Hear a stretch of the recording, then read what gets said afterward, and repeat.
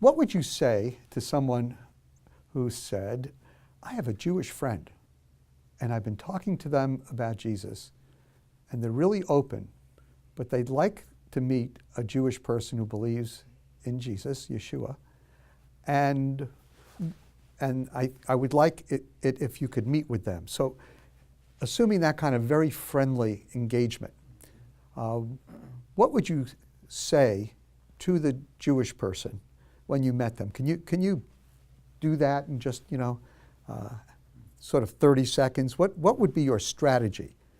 One of the things we talk about, I think we all agree, is we want to restore the Jewishness of the Jewish gospel to the Jewish people.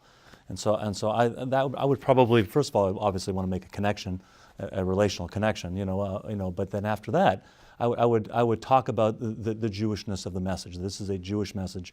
It was given to the Jewish people. I often tell Jewish people, Yeshua himself said, I came for the lost sheep of the house of Israel. That when Philip came to him and said, the Gentiles want to talk to you, Jesus said, my time is up. I'm going home. And left it up to the apostles to share the message of the gospel with the Gentiles. So he didn't forget about the Gentiles. Didn't forget about the Gentiles. Thank God.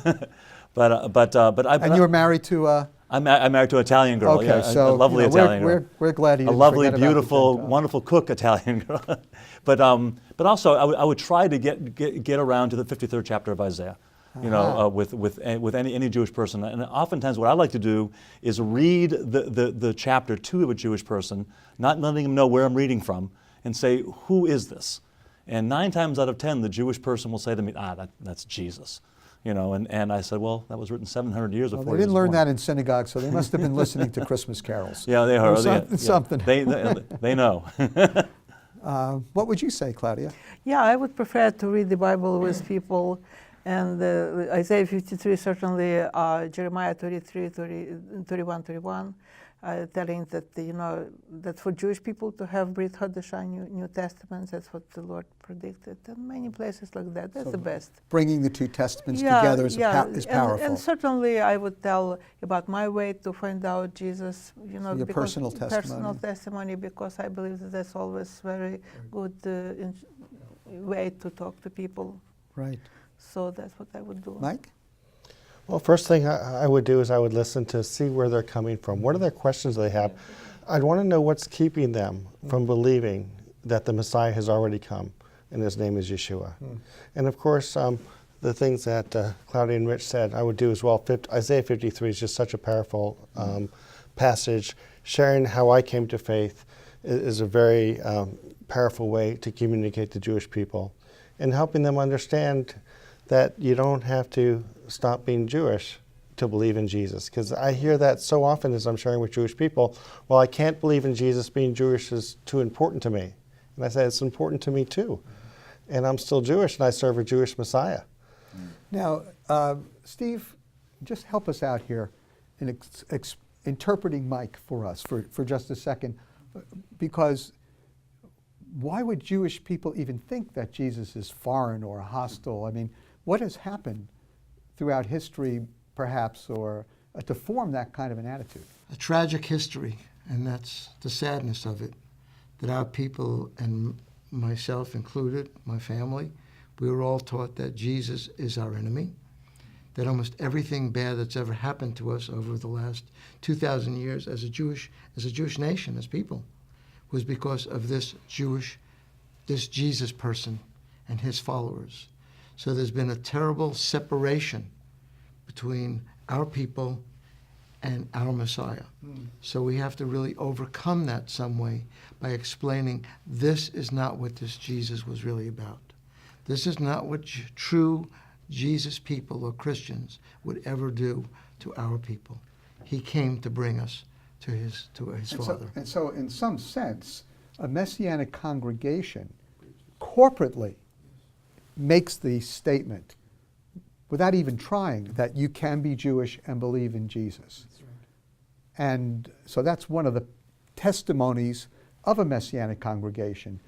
Jesus is not only our Messiah, but he's the Jewish Messiah for all.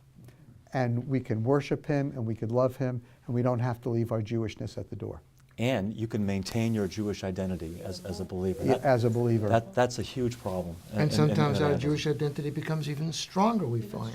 And that's something that we like to share with Jewish people, that I've never been as in love with my father's traditions, my father's faith, as when I became a believer in Yeshua.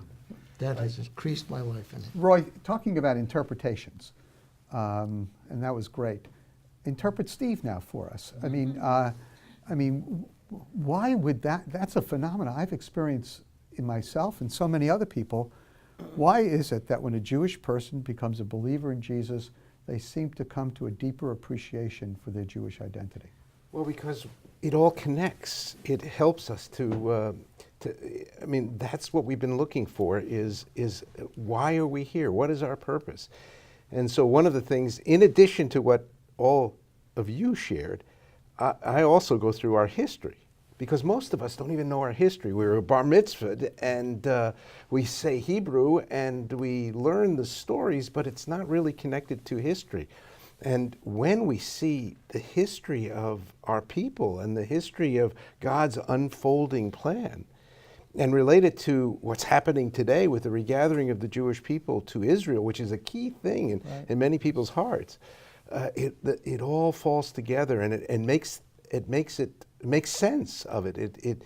It helps us to understand that history is going places, and that the God of history has chosen us for a purpose and a reason. Most of us figure, if we really are the chosen people, God, could you choose someone else? Right. Who needs all this service, this trouble? But when you see the flow of history, and you see how the Lord unfolded His plan, it makes so much sense. And we become part of that history. So history is His That's- story, and we become part of His story. We find out Abraham was real, and David was Right. real, and God is real, and He chose us, and we wonder what our role is. It's not Bubba Miser's Right. grandmother's fairy tales. It's true. This great story. And what could be more Jewish than believing in the God of Abraham, Isaac, and Jacob, the God of Moses, the God of David, the God of Isaiah and Jeremiah, the Jewish Messiah, Jesus?